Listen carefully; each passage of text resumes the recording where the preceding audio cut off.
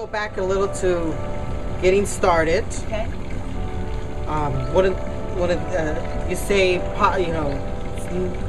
for you, it's usually not a good idea to go to your friends and family first. Mm-hmm. But you can, if you found a great product that you really like, you can share, Oh, absolutely. share the product. I found this. Yep. Okay, so let's just say we're not going to friends and family. Mm-hmm. What do I do? It's such a big question. Yeah, it is a big question.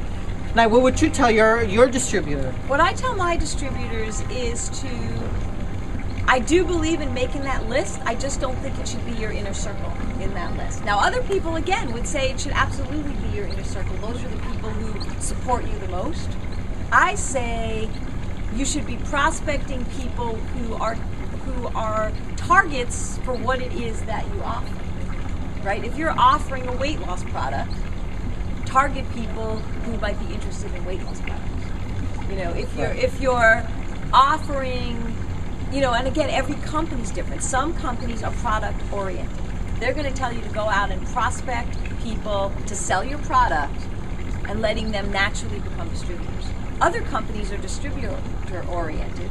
Their focus is let's go out and find people who want to build a business. And then the product just sort of comes along for the ride. So, every company is different. But I say figure out who your target market is and then find ways to meet those people. And someone would go, oh my gosh, that's cold calling. Don't start with cold calling. Start with warm calling, but just not your inner teeny weeny little circle. So who would you call? Ghostbusters. Who's the outer circle? The outer circle is business people in your area, for instance. The outer circle is people that you know who are not like, your sister. And you can talk to them. So like acquaintances or people that you've spoken to before? Yes. You only have two kinds of people. You either have strangers or people that you know. Initially, you want to contact people that you know, but not that tight inner circle. That's the way I feel. Okay. You should, again, I feel like I need to go back because people are going to get mad at this. Mm-hmm. They're going to say, well, why don't you tell your friends? Of course you tell people. I'm not saying don't tell people. I'm saying don't prospect them. Don't be that leechy person where, as soon as someone sees you coming, they're like, oh, there they go again. They're going to talk to me about their business. Of course, tell people, if you are proud of what you're doing, tell the entire world. But then let someone say, wow, I'm interested in learning about that, rather than you starting to force on them facts and information about your business. Do you see the difference? Right. There's a nuance. An idea just popped into my head right now. The network marketing magazines like Success from Home, One's Home-Based Business, I think it is. So. Yeah. There's a few of them. One great way is buy some of those magazines and just hand them out to some of your friends. Say, look, I found this great magazine. Right. And it's a good way to introduce them to the idea of network marketing. Let them read that. And you can tell people I'm doing a new business. You can tell people that. What I'm trying to avoid is that suction cuppy feeling that people will start to run when they see you coming. Okay, you don't want to be that person. You want to be the person who people want to learn what you're doing. And part of that is not to have that desperation. Part of that is to be so proud and passionate about what you're doing that you are just self-assured and this is what I'm doing and this is really cool and I love this product, and that's all you say. And wait for someone to say, tell me more about it. If someone says, hey, did you go to that great movie? Then you don't want to keep going. They obviously don't want to hear about it. But tools are awesome. Tools are awesome. And the only question that you need to ask anybody, I would say talk to anybody. All right? Good network marketers talk to anybody and everybody. But you don't have to talk about the business right up front, or you never do, right? No, you can. It depends where you're at in the conversation. If you want to share a product with someone, talk to them about a product. But if your focus is on finding business builders, then when you're meeting people and someone goes, how often do you meet someone? And they say, well, what do you do? That right? Yes, everybody asks. Everybody asks. What do you do? What's the big question that everybody asks? How are you doing? Right. How are you? What are you up to? What are you? If you haven't spoken to someone in a while, you know, and that's a great script to have to practice, as you said earlier. What are you doing? I mean, and the answer could be, well, I'm involved in a new part-time business. I'm super excited about it. And then just wait. They're either going to say, what is it, or tell me about it, or they're going to say, oh, that's really nice. Nice day, isn't it? Uh-huh. Take your cues from your person, okay? Be someone who asks questions rather than someone who spews and vomits information all over people. You know, ask questions. If they say, oh, what is it? Say, you know, it's a work-from-home business, it's direct selling, or it's this kind of product, or it's this and that. And then you know what you do? You remove it a step. You remove it a step and you say, you know, come to think of it, you know, part of this business is talking to people. Do you know anybody who might be interested in looking at another income stream? As soon as you say, do you know anybody, that person that you're face-to-face with doesn't feel like you're glued onto them. Oh, right. And they might say, well, I am. But they might say, yeah, actually, my cousin Joe.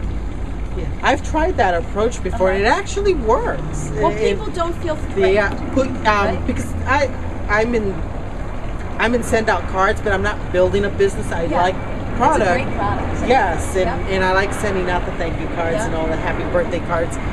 And I started asking people, who do you know that would like to buy greeting cards from the internet, who doesn't have time to go to the store? Great line. That's a great line. Who do you know? And people, and I've been getting people, I don't have time to go to the store. Right. I want to know. Exactly. You know, some companies are easier than others. Yes. Right? Some companies are easier than others.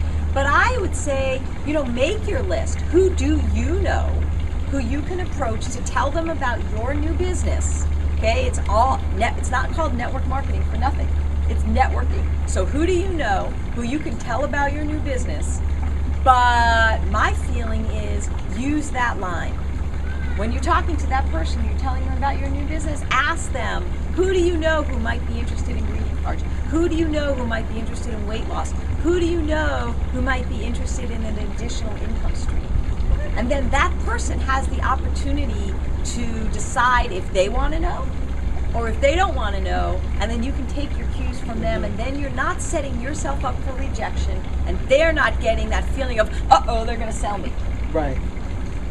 I have another friend right now she's been in network marketing for about 4 months. Okay. And she's already enrolled 12 people into her business. Good for her. That's pretty awesome, yes. And she called me and she used that same approach. You know, I'm building a successful business right now. I'm creating success in my life. Who do you know that is looking for an extra income stream? Lovely. It's a lovely line. It was just so simple. It's gentle. And the thing I got to tell you, back to practice.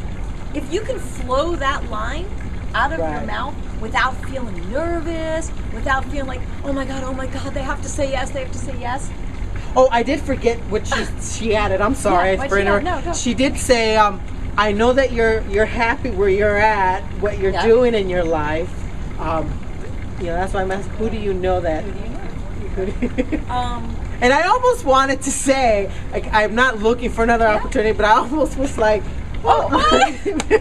I caught myself almost wanting to say And a lot of people will actually, if you don't make them defensive, most people will be curious. You have to have the skill of not making them defensive. But the other thing is, the first time you talk to someone, you don't want to be talking to someone about your stuff. You want to talk to them about their stuff. How are you doing? What's new? How's business? You know, what are you struggling with these days?